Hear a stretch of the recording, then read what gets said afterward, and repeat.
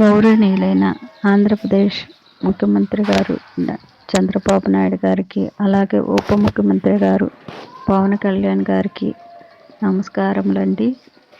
నేను మానవ హక్కుల ప్రధాన కార్యదర్శి డాక్టర్ గోవాడ ప్రశాంతి. మరి నేను ఆంధ్రప్రదేశ్ మొత్తము అన్ని స్కూల్స్లోనూ అన్ని డిపార్ట్మెంట్లోనూ అనేక అంశాల భారత రాజ్యాంగం కల్పించిన హక్కుల గురించి, ప్రభుత్వ పథకాల గురించి, మహిళా చట్టాల గురించి, విద్యా హక్కుల గురించి, ఆరోగ్య భద్రత గురించి, వినియోగదారుల సంరక్షణ గురించి, ఇలాంటి అనేక భారత రాజ్యాంగ హక్కులు, ప్రభుత్వ పథకాల గురించి అవగాహన సదస్సులు ఏర్పాటు చేయడం జరుగుతుంది. మరి అదేవిధంగా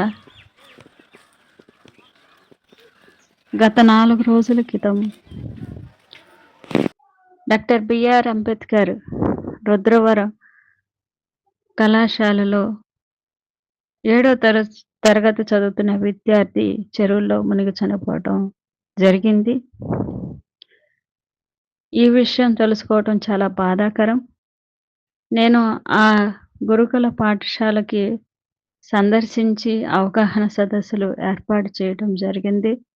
స్వచ్ఛతా సేవా కార్యక్రమాల్లో భాగంగా ఎన్జిఓగా నేను ఆ రుద్రవరం కళాశాలకు వెళ్ళి అక్కడ అనేక సేవా కార్యక్రమాలు చేశాను. అయితే అక్కడ పరిస్థితి చూసినప్పుడు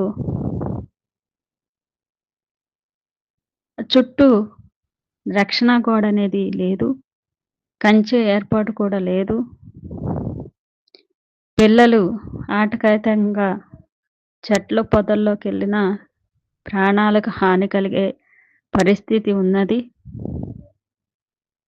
అంతేకాదు పొదలతోనూ మరి అక్కడ నిండుకుని ఉన్నది. చుట్టూ చెరువులు, భయానకమైన వాతావరణం. కృష్ణా యూనివర్సిటీ సమీపంలో ఉన్న ఈ రుద్రవరం గురుకుల పాఠశాల కనీస వసతులకు కూడా నోచుకోని పరిస్థితిలో ఉన్నది. మరి అధికారులు మరి ప్రతినిధులు అందరూ కూడా గురుకుల పాఠశాలల వైపున ప్రత్యేక శ్రద్ధ చూపించాలి.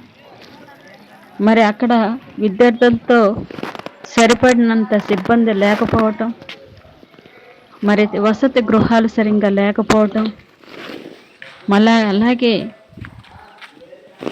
రక్షణ గోడలని లేకపోవటం, మరి సెక్యూరిటీస్ లేకపోవటం, మరి సరిపడినంత డ్రిల్ మాస్టర్లు కానీ, సబ్జెక్టు టీచర్లు కానీ, సంబంధిత సబ్జెక్టులో నిపుణులు కానీ లేకపోవటం, వార్డెన్ లేకపోవటం, ఇలాంటివన్నీ ఆంధ్రప్రదేశ్లో ప్రతి రెసిడెన్షియల్ స్కూల్లోనూ ఎదుర్కొంటున్న సమస్యలు. పని భారం ఎక్కువగా ఉంటుంది.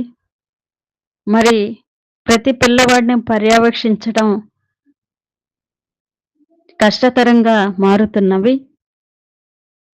మరి అందరూ గమనించవలసింది సార్, మరి రెసిడెన్షియల్ స్కూల్స్లో విద్యార్థులకు వాళ్ళది వసతిని కల్పించాలి.